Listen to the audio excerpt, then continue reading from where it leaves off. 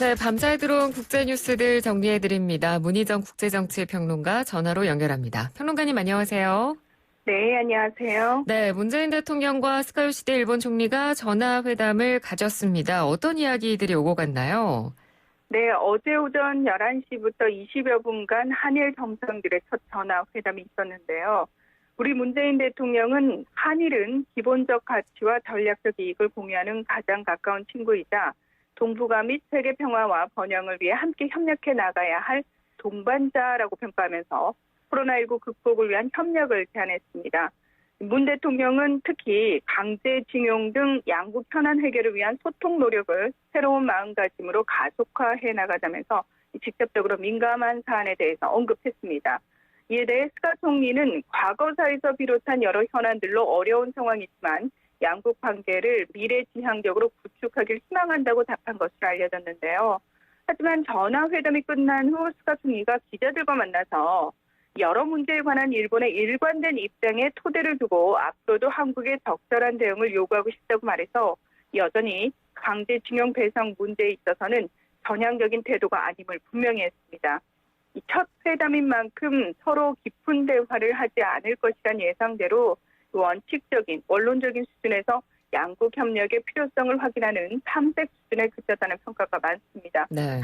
그럼에도 이 아베 신조 전 총리가 사실 대화 자체를 거부해왔던 것과 비교한다면 일단 양국 정상이 대화에 물꼬를 텄다는 사실만으로도 이 향후 관계 개선의 가능성이 생겼다라고 볼 수 있습니다. 예, 알겠습니다. 자, 이번에는 미국으로 가볼 텐데요. 이 미국 민주당에서 대통령의 권력 남용을 막기 위한 법안을 발표를 했죠. 네, 현지 시각으로 23일 미국 민주당은 향후 대통령의 권력 남용을 방지하고 행정부와 의회 간의 견제와 균형을 복원하는 것을 주요 내용으로 한 158조 분량의 개혁 법안 초안을 발표했습니다. 이 법안 구체적인 내용을 조금 더 살펴보면요. 대통령이 사명권을 남용하거나 사적 이익을 취하는 것을 막고 또 의회가 소환장을 발부하면 행정부 관료들이 무조건 이를 따르도록 했습니다. 그리고 의회의 승인 없이 함부로 자금을 전용하지 못하도록 했고요. 현직 대통령이나 부통령이 임기 전 또는 재임 중 저지른 연방 범죄에 대한 공소시효를 유예하는 한편 직무 중 사적 이익을 취하는 것을 막기 위해 특례 조항을 구체적으로 명시하도록 하는 내용 등을 담고 있습니다. 이 내용과 관련해서 의회 전문 매체인 더힐은 이 법안이 도널드 트럼프 대통령의 임기 중 가장 논란이 많았던 일부 사례를 직접적으로 겨냥하고 있다고 지적을 했습니다. 네. 이 민주당 측에서는 다시는 어느 당에서도 워터게이트 사건의 닉슨 전 대통령이나 트럼프 대통령 같은 사람이 나오지 않도록 하기 위해서 행정부에 대한 의회의 견제 기능을 강화할 필요가 있다고 이 법안의 이유를 설명했습니다.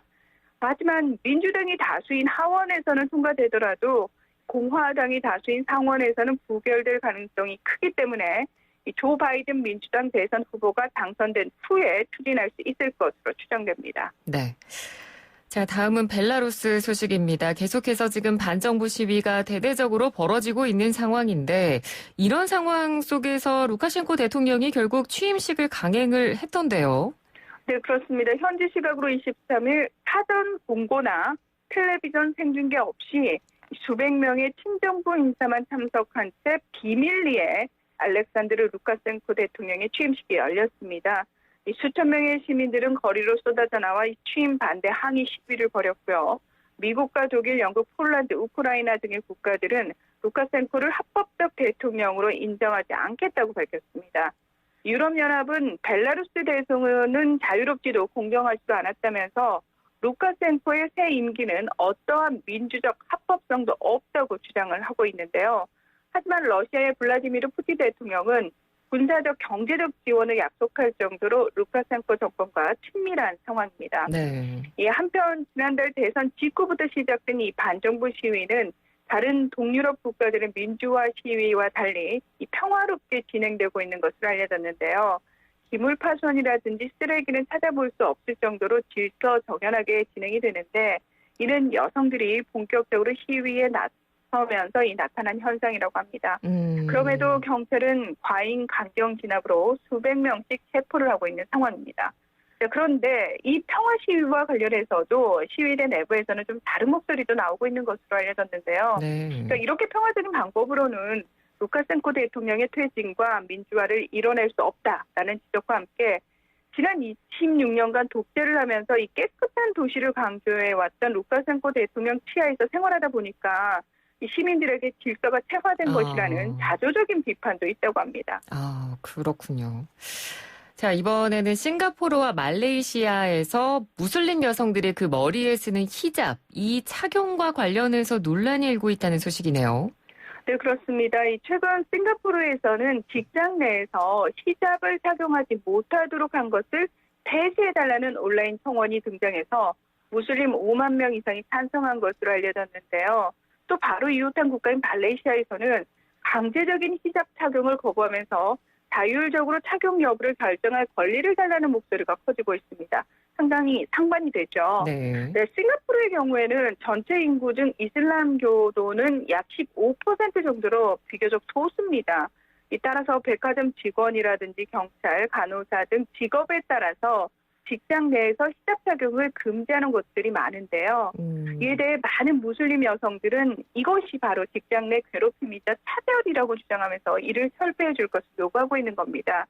싱가포르의 여성 단체들도 시크교 남성들이 착용하는 터번에 대해서는 허용해주면서 히잡 착용은 금지하는 것은 이중잣대이고 명백한 차별이라면서 차이를 인정해달라고 목소리를 높이고 있습니다. 네. 자, 반면 말레이시아는 사실 이슬람이 국교인 나라입니다.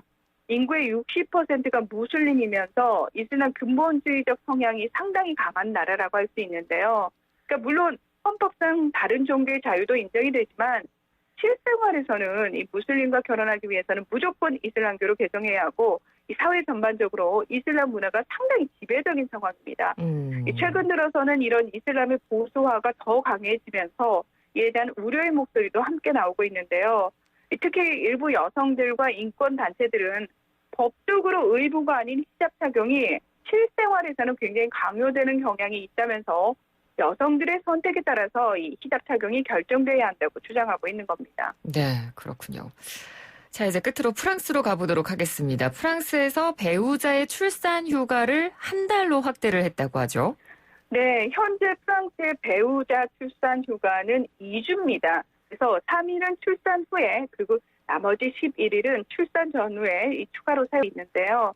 현지 시각으로 23일 에마뉴엘 마크롱 프랑스 대통령은 세상에 나온 아이를 엄마만 돌봐야 하는 이유는 없다면서 배우자의 출산 휴가 기간을 28일로 늘렸습니다.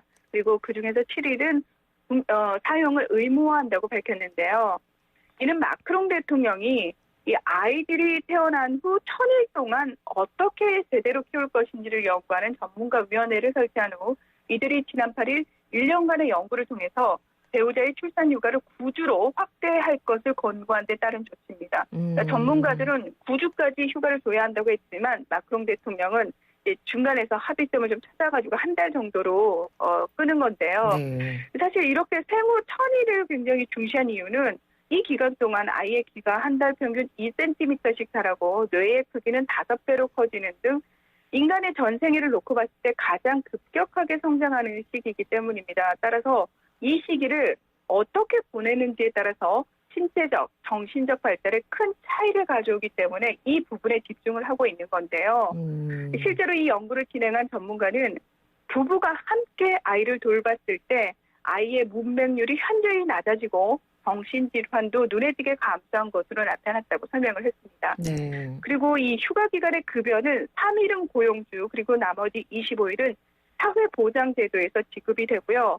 만약 고용주가 이 배우자의 출산 휴가를 보내주지 않는다면 7,500유로, 약 1,000만 원의 벌금이 부과된다고 합니다. 네, 알겠습니다. 프랑스 소식까지 들어봤습니다. 말씀 잘 들었습니다. 고맙습니다. 네, 고맙습니다. 네, 지금까지 문희정 국제정치평론가였습니다.